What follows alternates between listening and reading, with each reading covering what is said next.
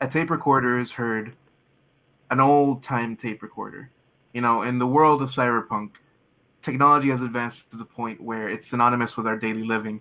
Agents at the Agents control our lives in a way that we had never expected in prior generations and prior years. But a tape is heard playing. My name is Folder. He stops for a second. He starts over, rasping his voice. My name is Thomas. I've been a fixer in Night City for about 20 years. Um, I've tried my best to survive in the grueling streets of Arroyo and work my way up into the center of the city. Uh,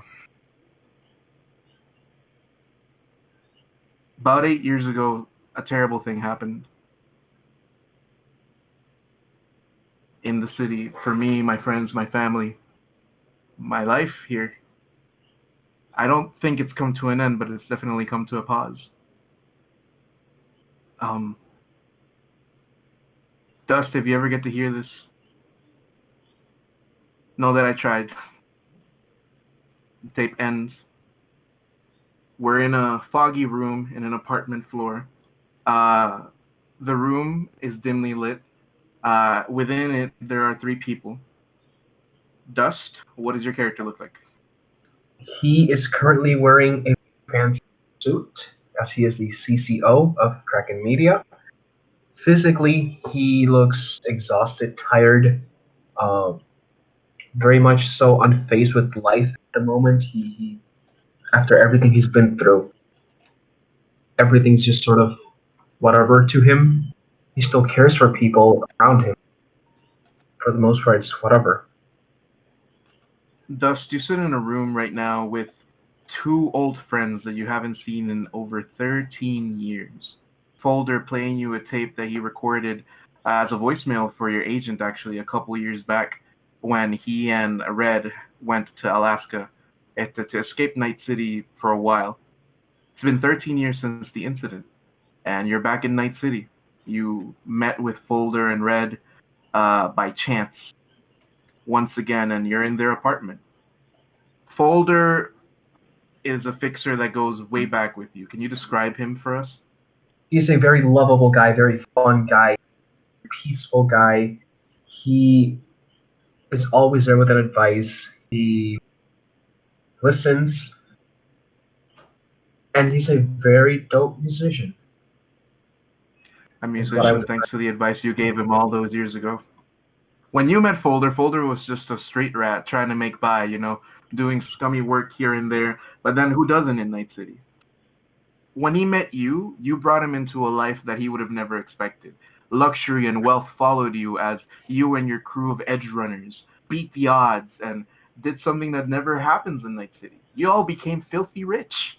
Folder became an accessory to your posse and the adventures that you guys had, but also felt victim to the tragedy that happened 13 years ago in the Gizmondo.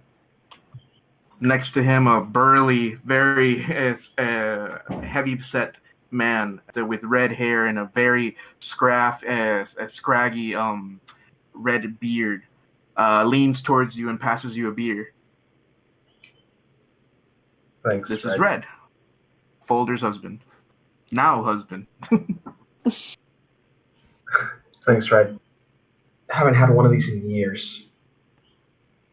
you know, Now that you're all CCO and shit, you probably got all that champagne and wine and, you know, synth coke, all the synth coke you can blow. I've been CCO for like, I don't know, a couple of days maybe. How did you land the gig? So, alright, funny story. I've been in a room locked up as a GPU prototype, right, for mining cryptocurrency for 13 years. And after so long, they experiment on you for so long and upgrade you. And I picked up on a little secret from the CEO. And I'm sort of, making You're sure. blackmailing him? Yeah, I don't want to say that, but I'm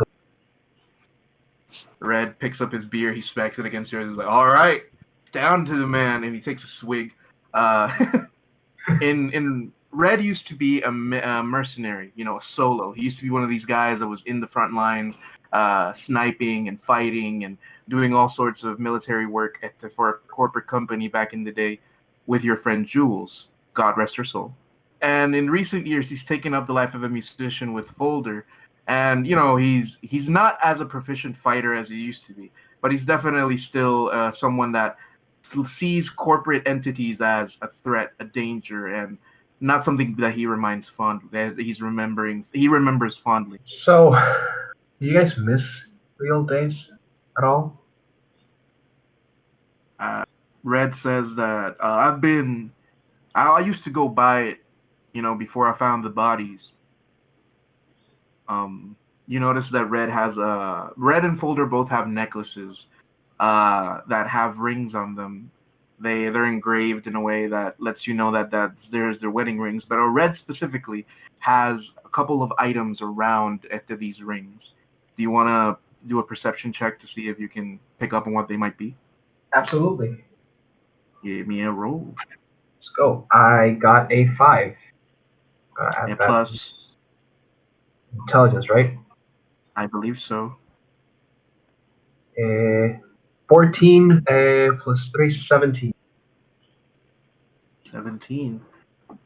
With a 17, you're able to look at these objects for a minute. You focus on them, and you're able to pick up that one of them is this knuck. It's like a chunk of a big knuck that was chipped off a bio arm, um, that has been now made into like this almost puka like design onto his necklace. And the other is the remainder of a Militech chip that Red has made into like a little keychain on his necklace. I see you have some little reminders there on your necklace, right?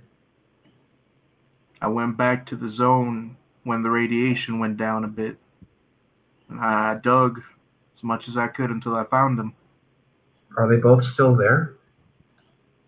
I buried them, took them somewhere nice. Can we go see them? I very much like that. Let's go.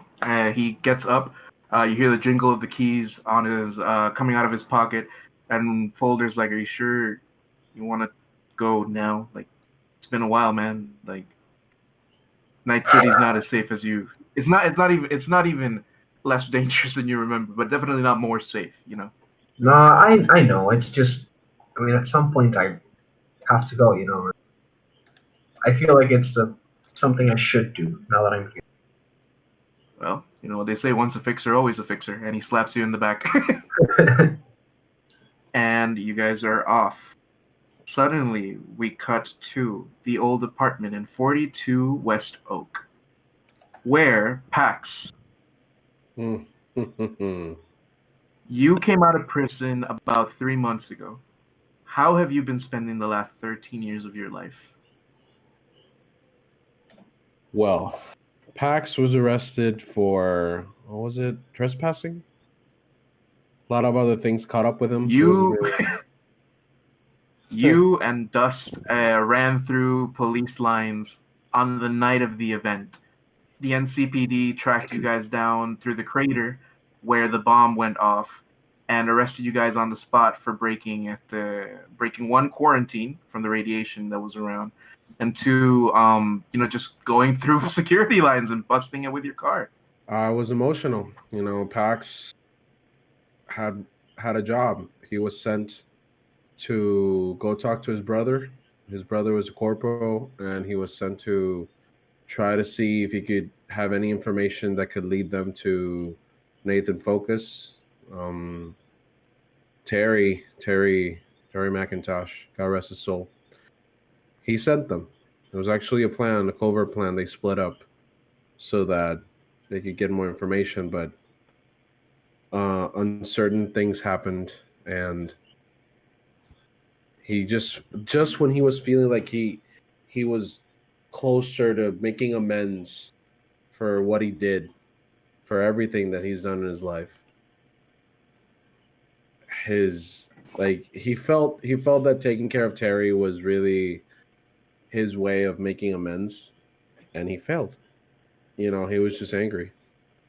You were a bodyguard, I was a bodyguard, and and Terry was your friend. Terry, he grew to be my friend. Yeah, Pax taught him the ropes. He was, they're very different people, but they got along. You meet people from all walks of life, but after that, some things caught up with Pax, and he was in jail for 13 years.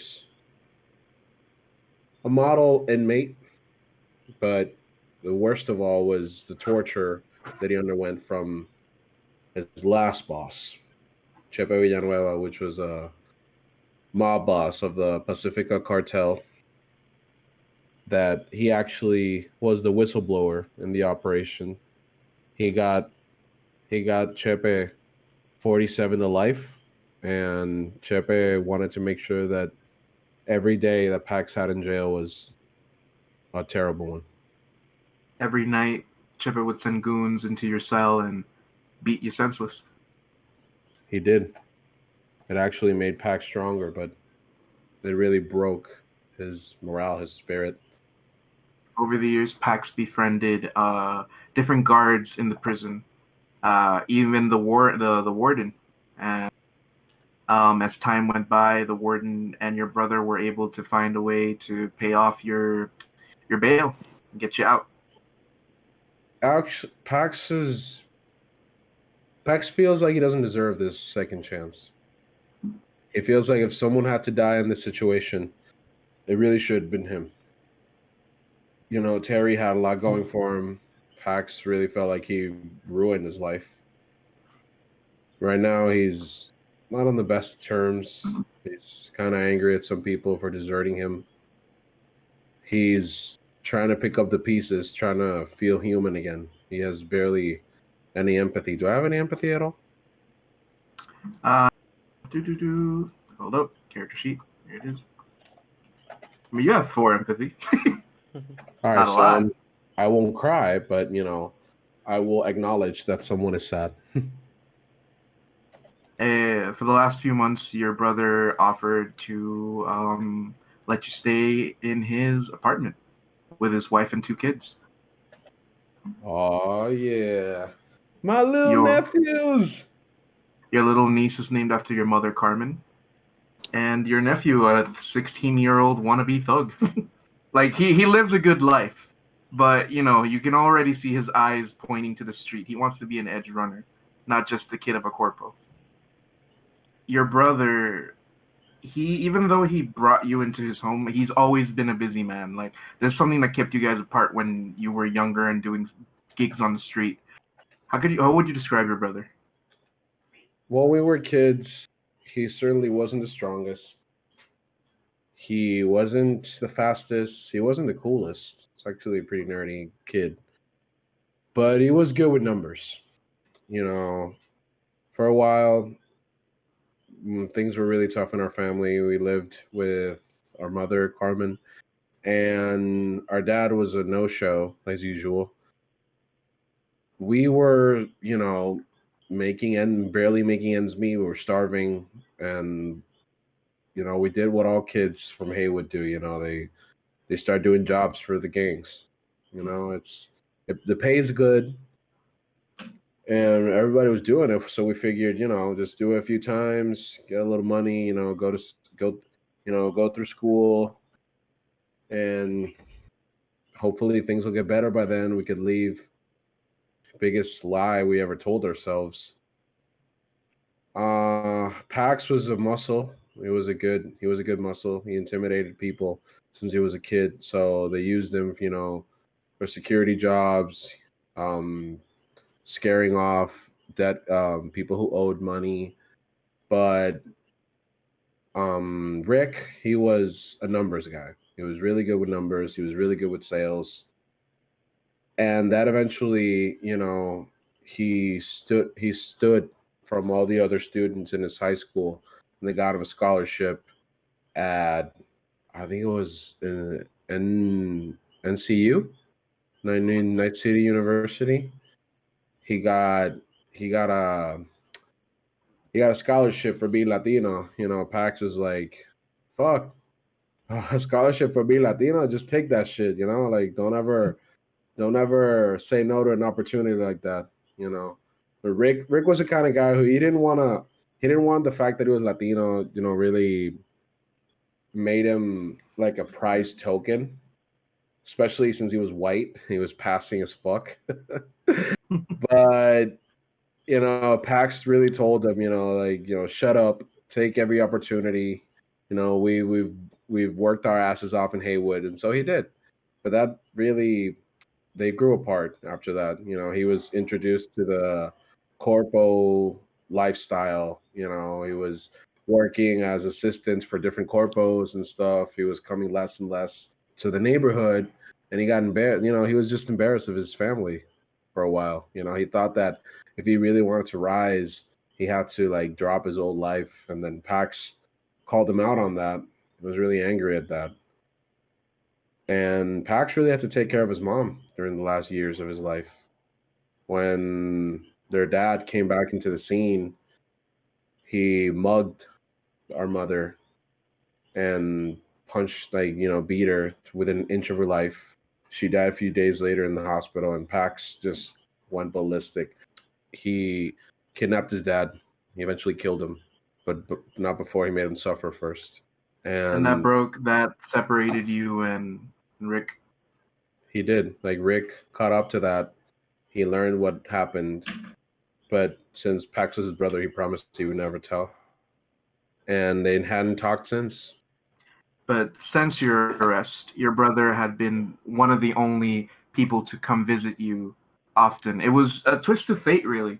Right when you were about to connect with him again after the estrangement of your family, the incident at the Gizmondo happened. The same night that you were going to go visit him. And I guess your brother, even though he wasn't able to be a help to you before you were locked up, he definitely tried to be there for you while you were there. Yeah. And he's welcomed you into his home. He's always busy. So right now, after you're in the busy, like you're in this really beautiful, decorated apartment. There's all sorts of awards and different accolades of your brother on the shelves, and his wife is always like on the call, like leaving and entering the apartment. You and your nephews spend a lot of time together when your nephew's not trying to be out in the streets. And your brother arrives this afternoon. You can see the last bit of sunlight leaking through the door as he comes in. He kisses your niece in the forehead. He hugs your nephew, and he sits down next to you. This is the first time you've been able to talk to him in the last few days because he's just been busy. And he's like, the old building's still there. No shit. For real? For real. And he opens up a paper. I had to pull a couple strings, but yeah, 42 West Oak. It's still there. There's some construction happening around the street, but still a place that's up, especially in the recently reconstructed side of at the Westbrook that is being updated to the modern Night City standards. Damn. Man, I haven't been there in years. I don't know, man. It feels weird going back. I I don't mean, know you never know what you'll find. You never know what you'll find, right? what if it's something I don't want to find? What if I what if me getting out of jail right now is really a chance to start over? I know I said that a couple of times, but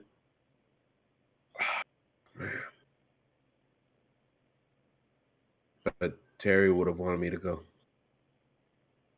There's no pain in checking, right? I mean, no, there isn't. So, Pax, will you go to 42 West Oak? Do I Uber there? Yeah, we definitely cyber Uber there. I go, yeah. Helix.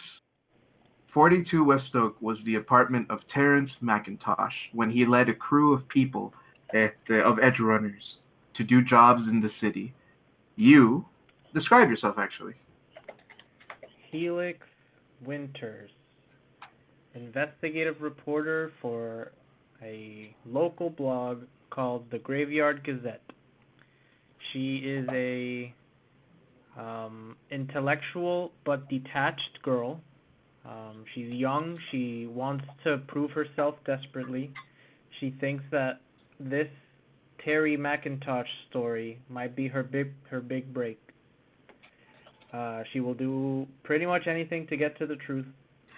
What brought you to 42 West Oak, breaking into the old apartment? After having watched the documentary created by Focorp to further ruin Terry's reputation, Helix found some inconsistencies in this documentary, and she decided to start digging. Having done that, she actually found a couple leads, mainly Terry's old mentor and friend, a shortstop, who gave her some information which led her to Terry's old apartment, and where she broke in and tried to find anything that can serve as evidence to further her investigation. As you explored the apartment after breaking in and getting information from at the shortstop, what loot did you plunder from the wreck of an old apartment that hasn't been cleaned in over 13 years on the east side of Westbrook? Yes. In there, she visited the old crew's bedrooms. She found a few interesting things. She found an old duster jacket that's kind of disgusting. It used to belong to Dust. She also found some syringes which contain a serum which has been known to trigger symptoms of cyberpsychosis. But most importantly, she found some items that used to belong to Terry. First, she found Terry's old baseball, who was given to him by shortstop, which belonged to his dad. And then she accessed Terry's old computer and managed to extract the hard drive. As you're snooping and checking the security system, the old security system that's still running in this building, you notice that a burly man stands across the street from the old 42 West Oak.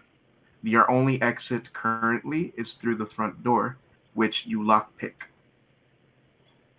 Pax, as you're standing in front of this building that, brings you memories bitter and sweet about the life that you guys used to live here as a team.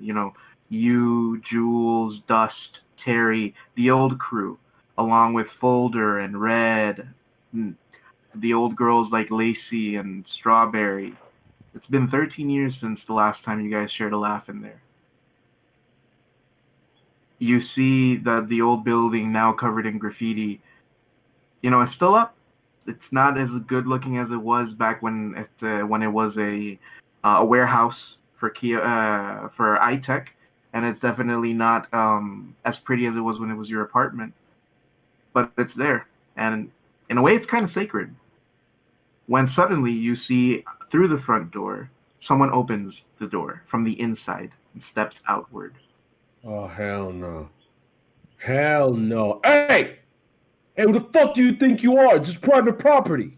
I'm sorry. I figured no one was here. I just What are let you myself doing? in. What are you doing breaking into someone's place? Well, first let me introduce myself. I'm actually Helix Winters for the Graveyard Gazette. I'm digging to try to find some information on Terry McIntosh. Do you know him? Terry.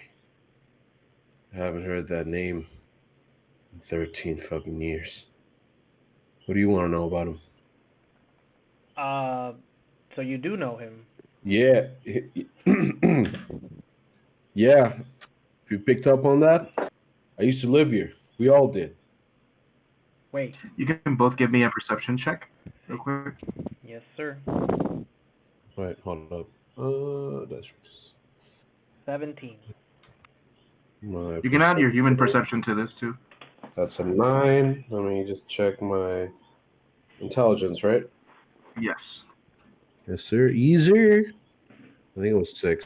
I got it memorized. And you all do the math because I'm bad at math. I am bad at math. 6. 6. Disclaimer. That's 15. I'm gonna go with Helix first because you got the highest roll. Helix, as you're looking at this burly man, facial features start to become clearer. They're very different and faded from what the pictures on the online forums and on the documentaries can present. But this man seems to be Alden Riker, also known as Pax. Much older, a little bit more gaunt and skinny when it comes to his face. Definitely seen better days. Both his augments are all old and a little bit crusty around at the joints. His hair and his beard have been let out and not taken care of in a very groomy fashion. His eye, one of them, the cybernetic implanted eye that he has rims of black putricity. Like it's almost putrid black around the rims of the visor that are around the visual part of the eye. Something that is not seen commonly unless there's not a lot of hygiene on some of these augmentations. And he seems distressed. Pax, you see this young woman with a camera mounted on her shoulder, metal plating and a cool, like almost bomber-like jacket, with a cap that says media on it. Her hair is, I guess, a peach pink in color. It's very long, and she has a tattoo of flame that goes from the bottom of her, like the side of her waist, all the way up to like her ribs. You also notice that she's carrying an old jacket on her. Wait, are you Pax? Lower your voice. Who's asking? Again, I'm just an investigator. I'm trying to get to the truth. You do look a lot like the Pax I've seen in the documentary and old photos. If maybe a little bit more fucked up. Yeah, documentary. I saw that shit. Saw parts of it. I saw parts of it when I make time. You know they're fucking liars. You're working for the media. You should know. Yeah, I caught on. I caught those lies. I saw them. That's why I'm here. You sort of disappeared after the bombing of the Gizmondo, though, didn't you? I was taken. I didn't disappear. I wanted to see if Terry was alive. So you went back after the bombing, and after it was blocked off by the city? That's what I said. Yes. You know what? You seem like a nice girl. So I'm gonna let you off with a warning. The streets here, you know too much, you get killed. Or worse, you get sent to prisons to where I went to. Even if you wanna know the truth, it might get you killed. You might find something you don't want to see. Are you prepared for that? I am well aware of the risks. Thank you. You know, everything they said about Terry was a fucking lie. I know I was there. They fucking hacked it. And worse, it got us into trouble with other gangs. That bomb wasn't even Terry's. It wasn't This his is fault. news. This is news. This is news. Wait, what do you mean this wasn't Terry's bomb? There was someone else.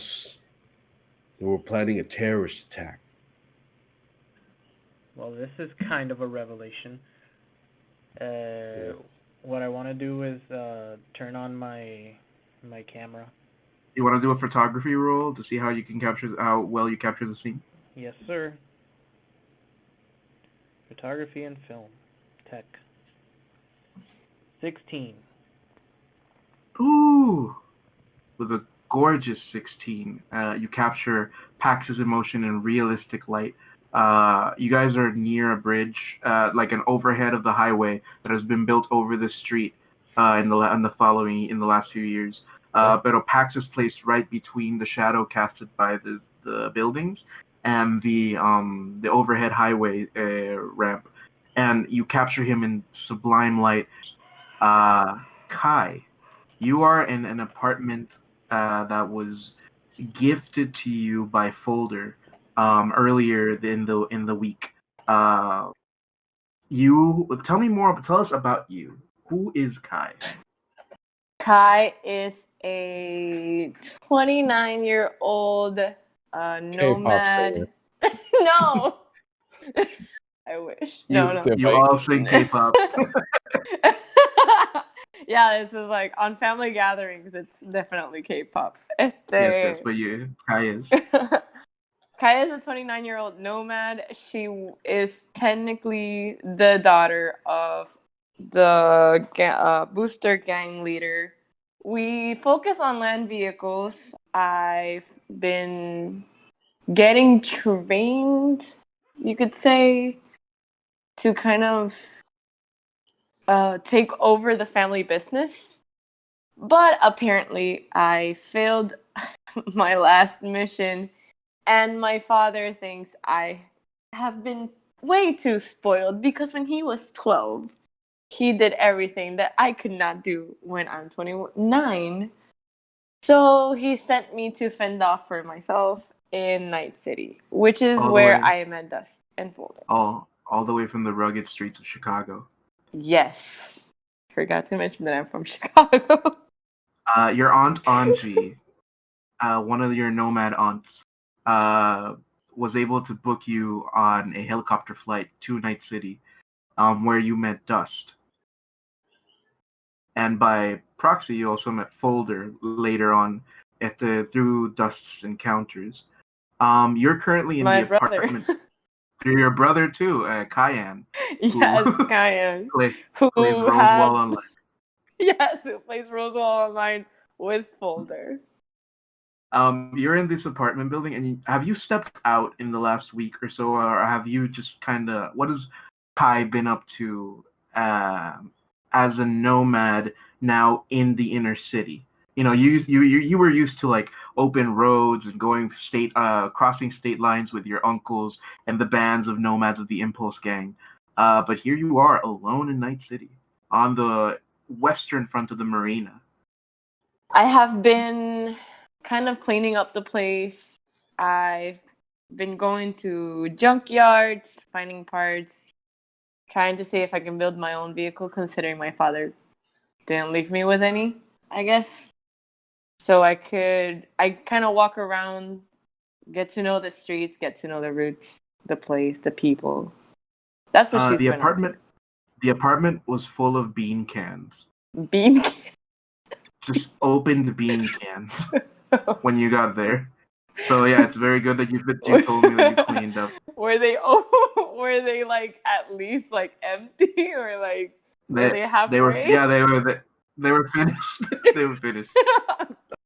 Give me a flat roll real quick since you mentioned that you were going to junkyards. A flat roll. Got a 7. A 7. All right. A 7. Would you say that Kai has been looking for other nomads, or have you been keeping quiet about your past? I kind of want to keep it on the down low for now, because I don't know what kind of other nomad gangs I will encounter here, and if they have anything against mine. So I'd rather just keep it on the down low for now. One scrapyard that I guess I'm gonna give you an option between 2 scrapyards. I'm gonna give you one in the south of Arroyo, and one to somewhere in the middle of Haywood.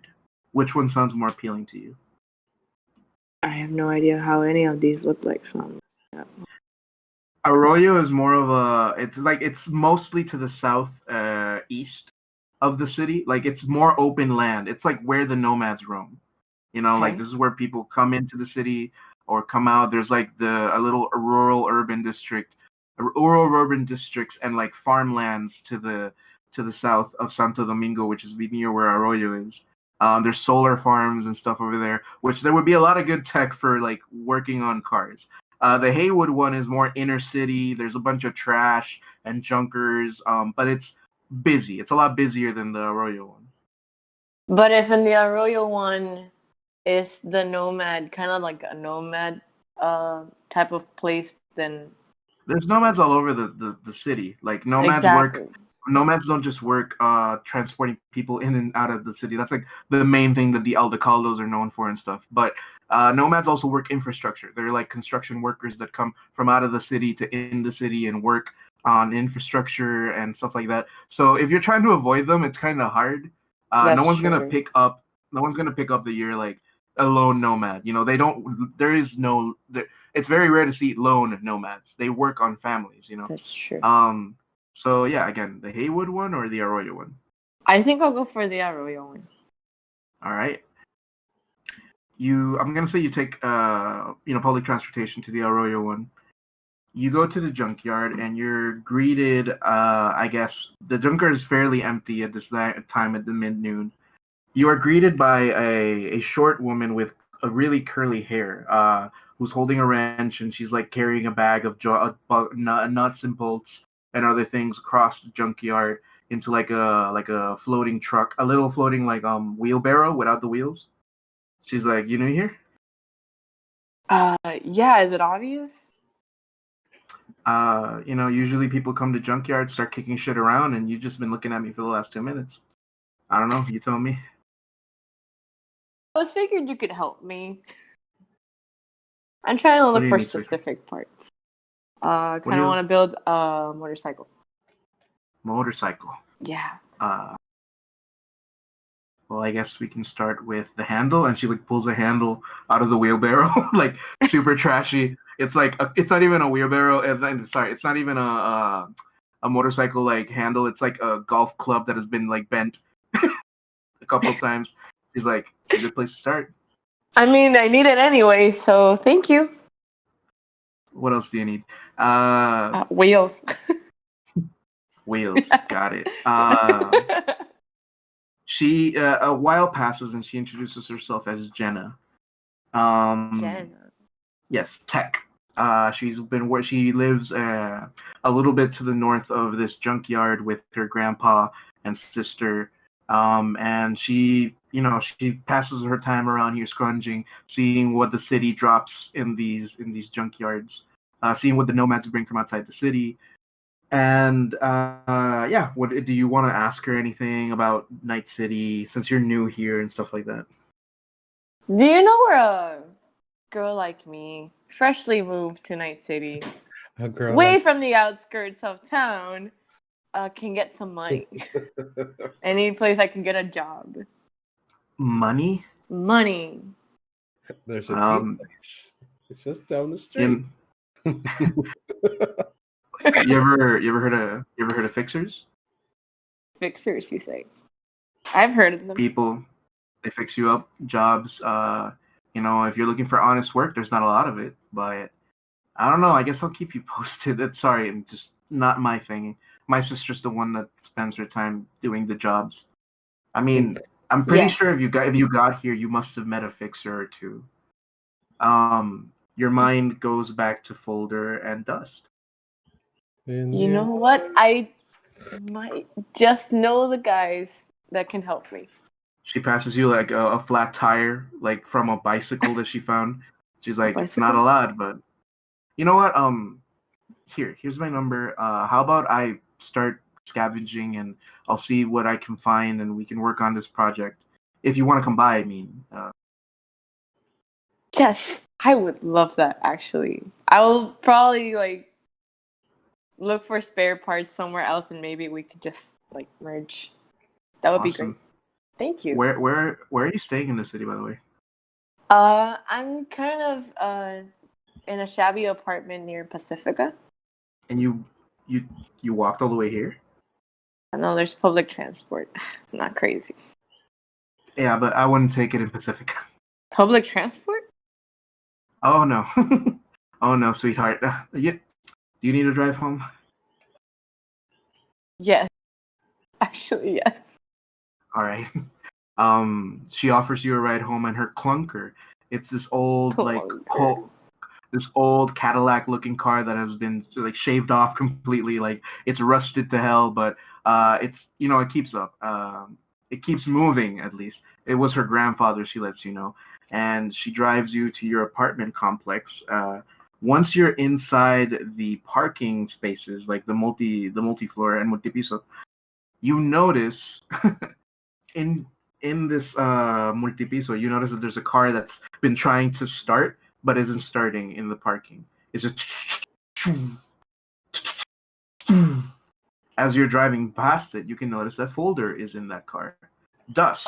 You see, you're in the car with Folder and Red. Red is in the back seat. He's always been huge. Like this guy, from the moment you met him, Red has always been like this athletic built, a 6'7", 6'8", tall ass.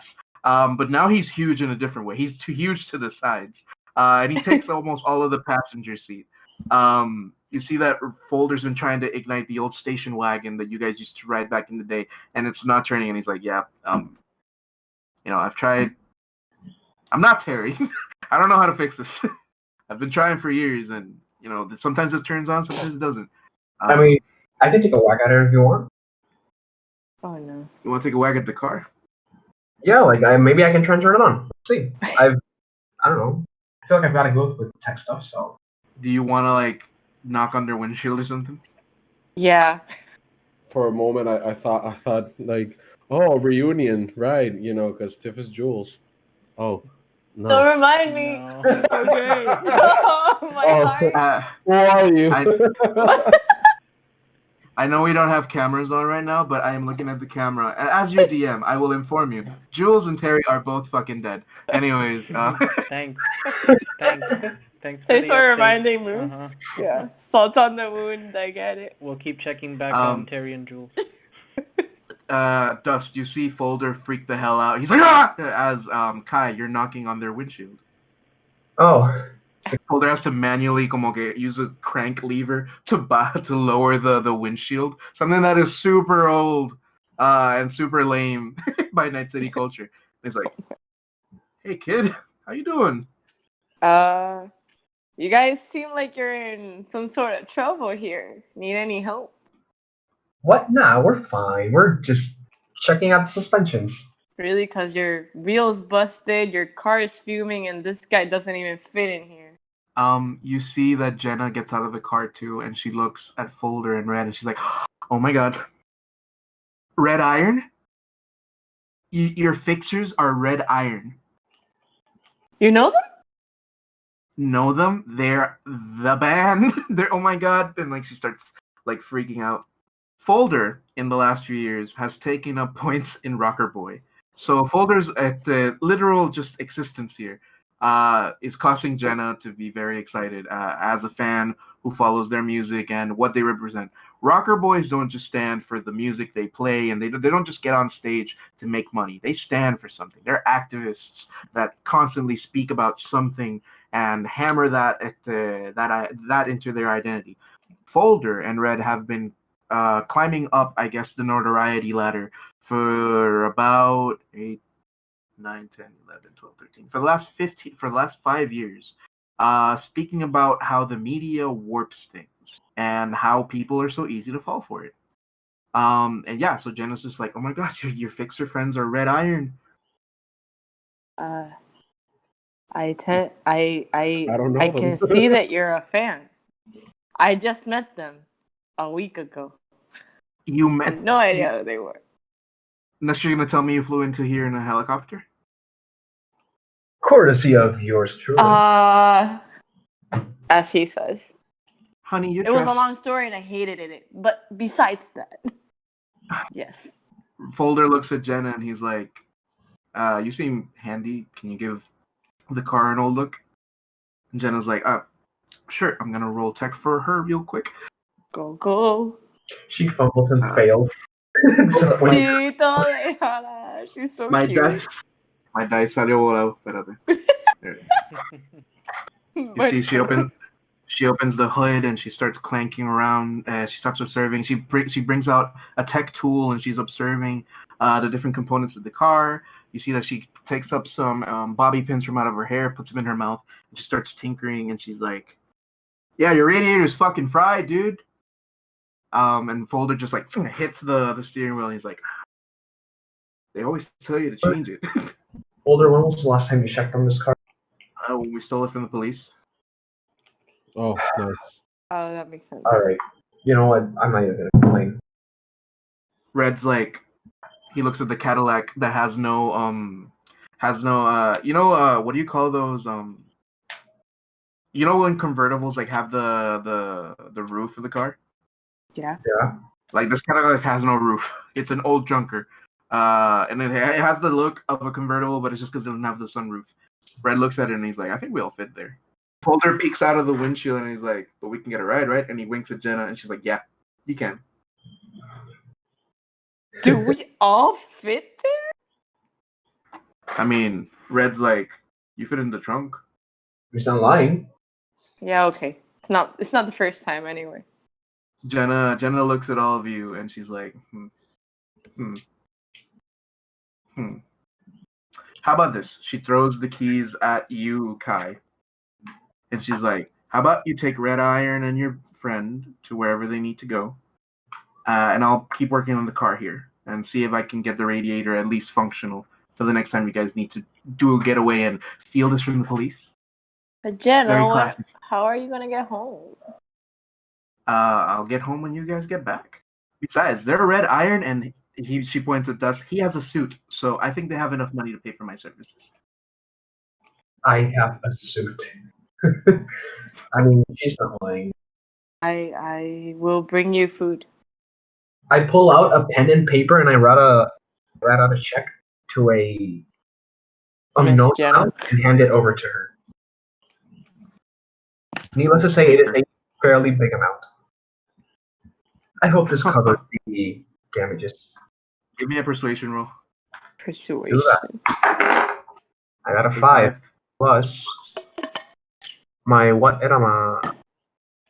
Persuasion. I believe persuasion is intelligence. I'm not sure. Let me check. Cool. It is 5 cool. plus 7, 12, 16. You pass the check. She's like, this will do. She puts it in her overall pocket up front, and she's like, all right. She gathers all of her like cloud of hair into a ponytail, and she's like, just don't crash it. Folder, Red are already in the Cadillac. Okay. Wait, who's riding shotgun? I am. Huh. Okay. Red's like, give it up to Mr. Corpo. Insult. It's fun when we pull strings like that. And Kai, you have no idea where you're going. I kind of need the directions. Where am I going right now? Folder says 42 Westbrook. I'll lead you. Don't worry. Follow my lead. Okay, then. Let's go. Give me a vehicle navigation roll. I believe what skill is that, Helix? I think drive land vehicle is what I was looking for. Yeah. Yeah. Because the rest are pilot air, pilot C, vehicle. Yeah. And right. Yeah, roll that. I roll that. That is a reflex. Okay. Plus my reflexes. It's 14. With a 14, you floor it, and Awesome. the guys are like on the edge of their seat. They're just like holding on. Red, he's chill. Folder's freaking out. Dust, give me a body roll. Oh god, I'm pretty sure I'm gonna be cursing after this. A 5 No more suit. plus 5, 10. Yeah, I got a 10.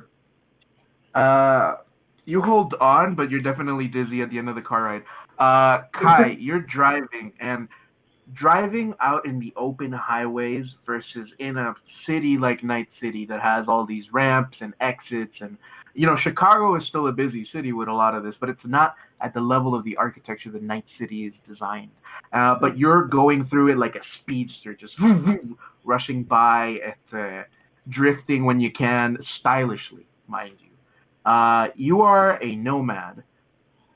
Cars to you are basically like riding a bike. You drive one and you never forget, right? Right. And yeah, como que driving in the city is different, definitely different. But how does Kai feel about her first drive in Night City?